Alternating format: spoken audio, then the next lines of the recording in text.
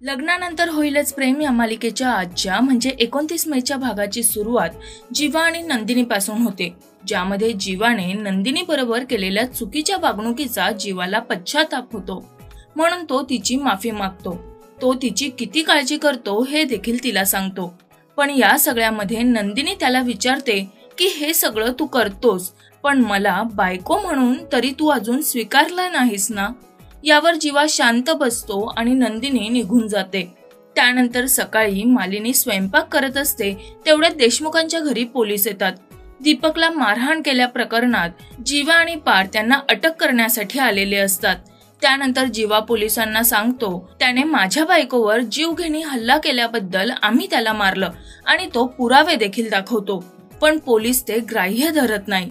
तर आता पुढच्या भागात आपण पाहणार आहोत की जीवाला पोलीस खरंच अटक करतील का आणि नंदिनी त्याला वाचवण्यासाठी काय प्रयत्न करेल हे जाणून घ्यायचं असेल आणि मालिकेच्या अशाच अपडेट जाणून घेण्यासाठी आमच्या चॅनलला लाईक, फॉलो आणि सबस्क्राईब करायला विसरू नका।